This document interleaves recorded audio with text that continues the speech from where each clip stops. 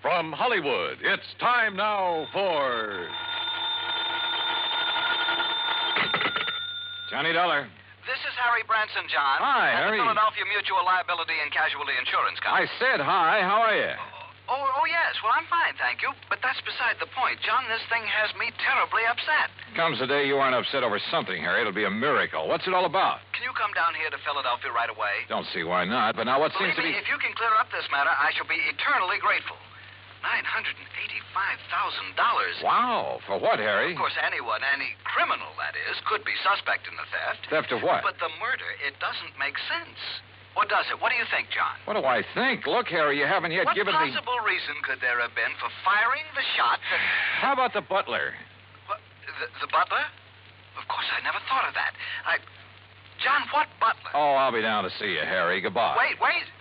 You mean you know something about this case that the police and I don't know? I don't know anything about it yet. I'll be down to see you. But in that case... Goodbye, Harry. But in that case, John, if you don't know anything about it, what leads you to suspect the butler?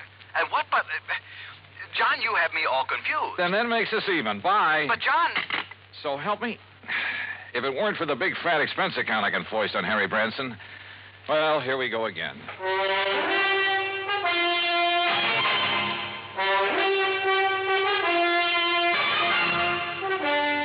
Bob Bailey in the exciting adventures of the man with the action-packed expense account. America's fabulous freelance insurance investigator. Yours truly, Johnny Dollar.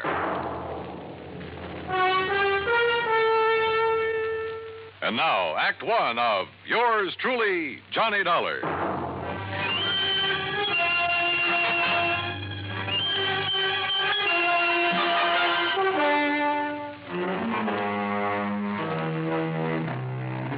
Expense account submitted by Special Investigator Johnny Dollar to the Philadelphia Mutual Liability and Casualty Insurance Company, Philadelphia, Pennsylvania. Following is an account of expenses incurred during my investigation of the Ingenuous jeweler matter.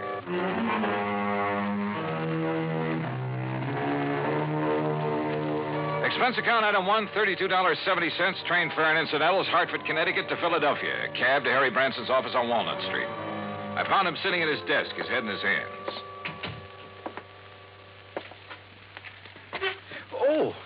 Oh, John, I'm glad you've come. Yeah. Well, how's your good health, Harry?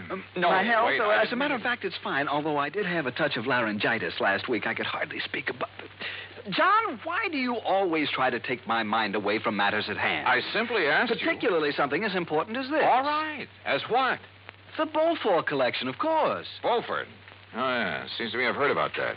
Jewelry? One of the most important small collections in the world. Why, when His Grace the Duke de Beaufort lost them to the Germans back during the First World War. Yeah, I'm sure. But now let's get to the point. They've been stolen. And we'd insured them for nearly $1 million. Stolen from where? The jeweler who owned them, J. Harold Whipsett. Oh, hey, I've heard of him, too. Isn't he the fellow who was tagged by the Customs Department a few years ago for trying to smuggle in a lot of stuff? Yes, the same one. But his reputation since that incident has been quite all right, completely unsullied. Oh, I must admit that I had some misgivings about issuing a policy to a man with his past record. But since he's in the clear again, and considering the premiums involved, and John, I had a long discussion with a psychiatrist about the man, about what would motivate him Look, Harry, before you go rattling off on another tack. John, I resent that. Look, you said something about murder at the time of the theft? Oh, yes. So far, however, it's only attempted murder, you see? Of this man, Whipsett? His secretary, Miss Winkle. Winkle? Perry Winkle. Oh, now, wait. Is that some kind of a gag? It certainly is not. At first, when they arrived, the police thought she was dead. Well, where did all this happen? At the Whipsett office. It's on Chestnut Street. When did it happen? Just last night. Oh, dear, $985,000. And maybe a human life. Well, yes, of course. Now, tell me all you know about it, Harry. Well, the Beaufort collection contains several diamond and emerald brooches that date back to, let me see. Forget the dates. What I want to know is... the fact that all the stones were rather small and of conventional cut means that once they're remounted, no one could ever identify them. Well, what's that got to do with the date of the collection? Well, as I started to say... let's go over to the Whipsett's office. Oh, very well. Now, as I started to say, the date of the Duke de Beaufort's acquisition of these jewels... you say this Perry Winkle was badly hurt. How? She was shot by the robber. Now, as I started to say, the date at which the Duke de Beaufort... Tell me this. Was Whipsit himself shot or shot at? No, and I'm sure he'll tell you all about that when you see him at his office. He's certain to be in this morning. As I started to say, John... John, going down, gentlemen. Yeah, thanks. Come on, Harry. Step in, please. Harry! As I started to say, John... John? Whether I wanted or not, during the 9-block taxi ride up Chestnut Street, I got the whole history of the Duke de Beaufort's jewels, from the time of the French Revolution to the present. That cab, by the way, is item 2, $1 even. What I did want to know was more about J. Harold Whipsit. After all, a man who'd once attempted fraud against U.S. Customs. Anyhow, we finally reached his office in the Prosser building. Present was Police Lieutenant Bart Stanley, with whom I'd worked a case 2 years ago. Glad to see you, Johnny. Yeah, same here, Bart. Well, what do you make of it? So far, blanco. Is Whipsit here?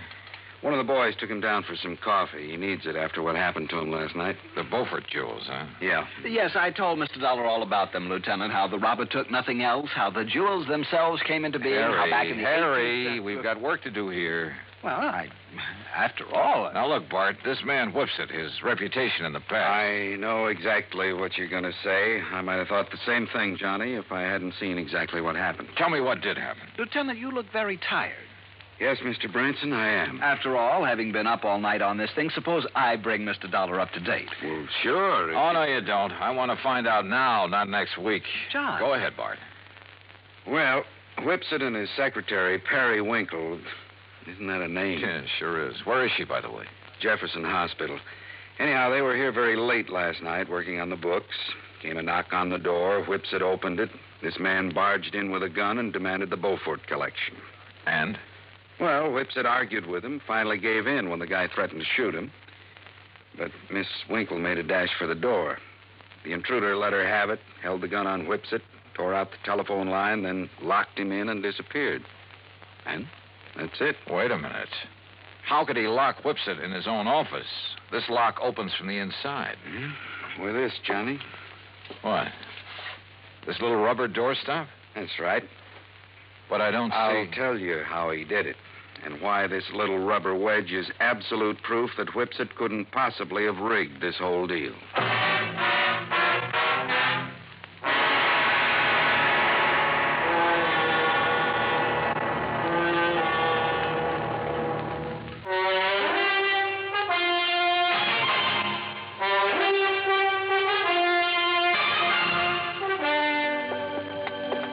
Look here, Johnny.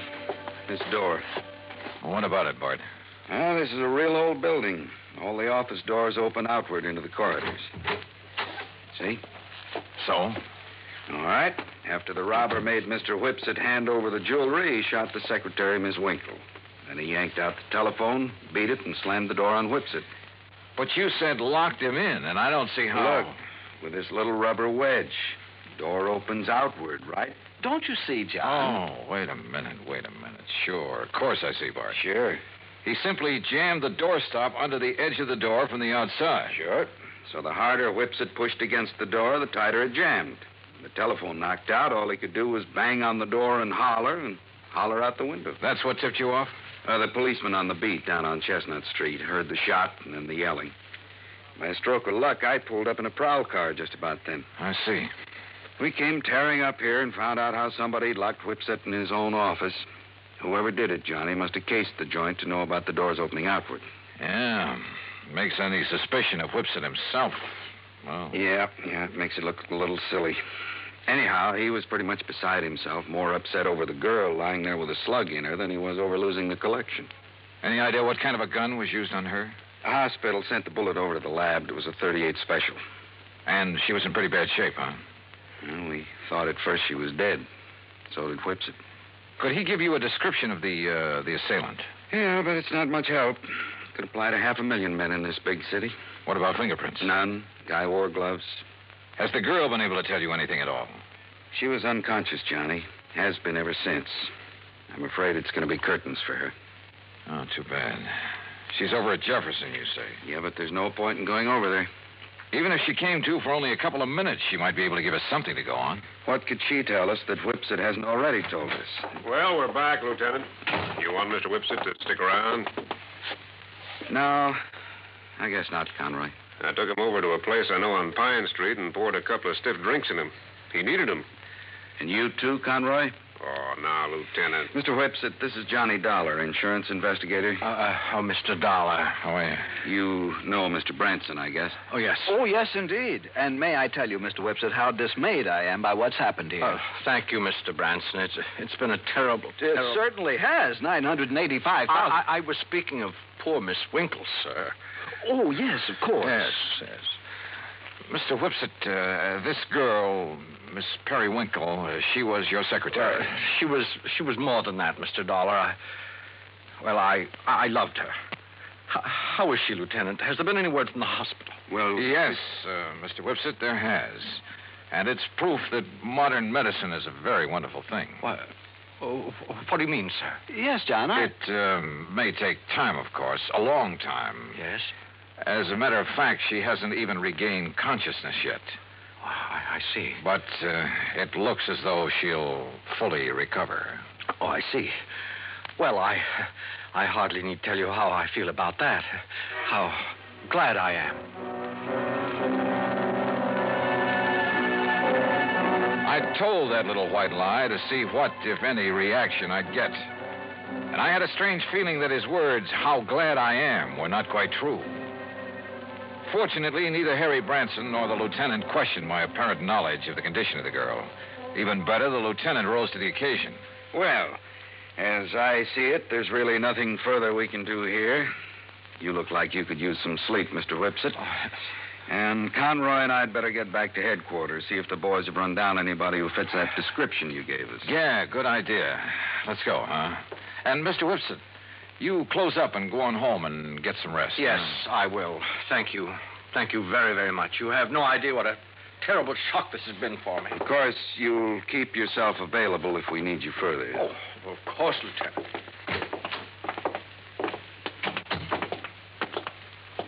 Okay, Johnny.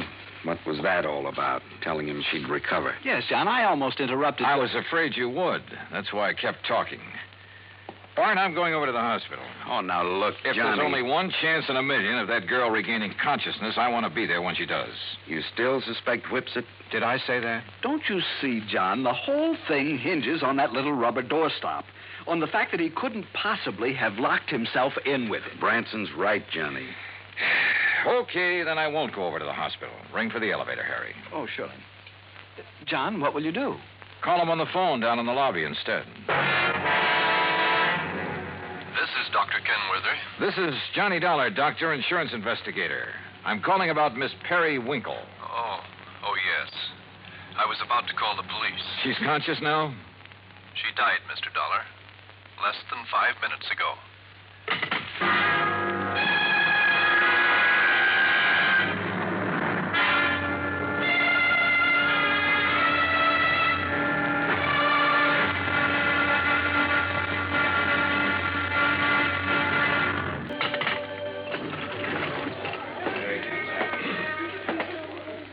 Well, what'd you find out from the hospital, Johnny?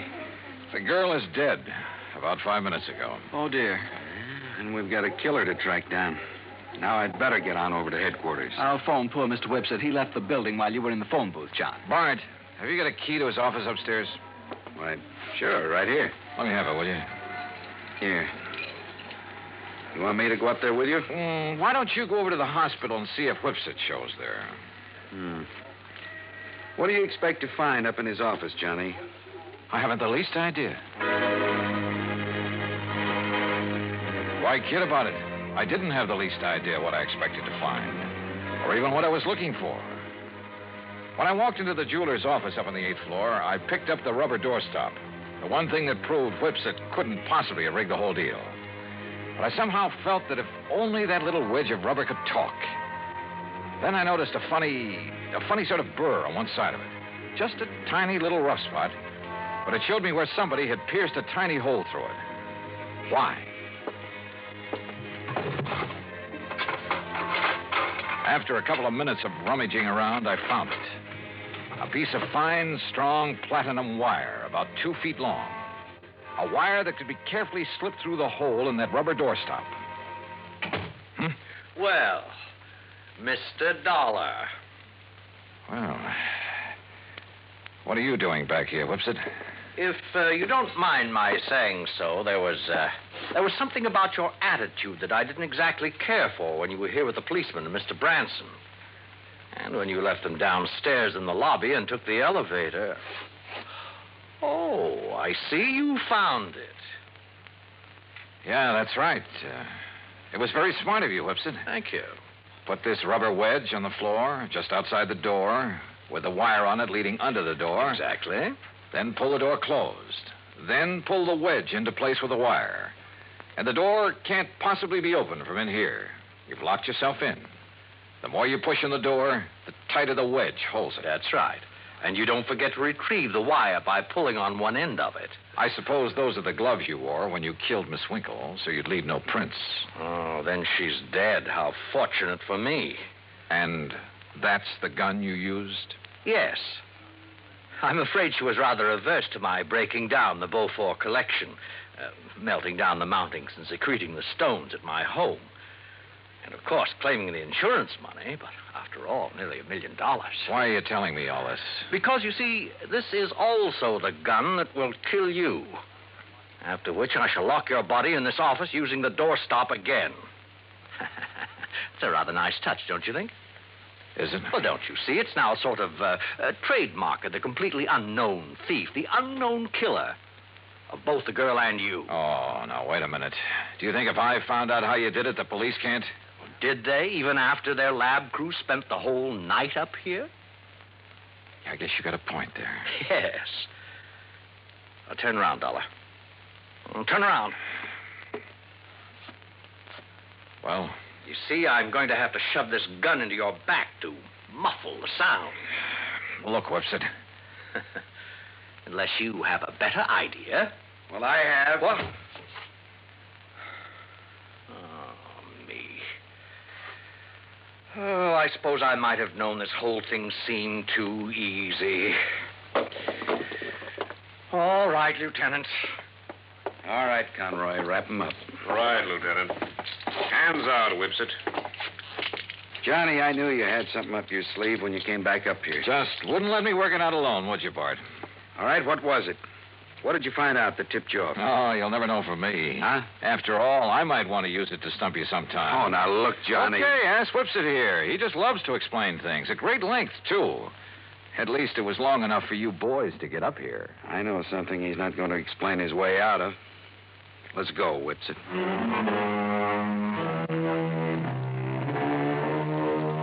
Harry, I think I'll have to figure out some way to pad my expense account even more than usual in cases like this. I mean, where a 38 slug nearly ends up in me.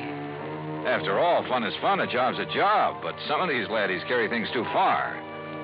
Come to think of it, I'll have to run down to New York again to appear against Whipsit. So, expense account total, including that and transportation back to Hartford and all the incidentals I could possibly think of, $181 even. Yours truly, Johnny Dollar.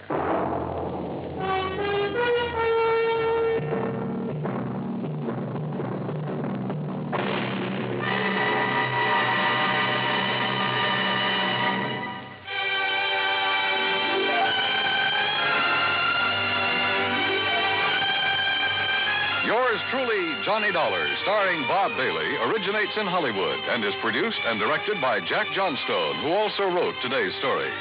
Heard in our cast were Harry Bartell, Byron Kane, Vic Perrin, Joseph Kearns, and Austin Green.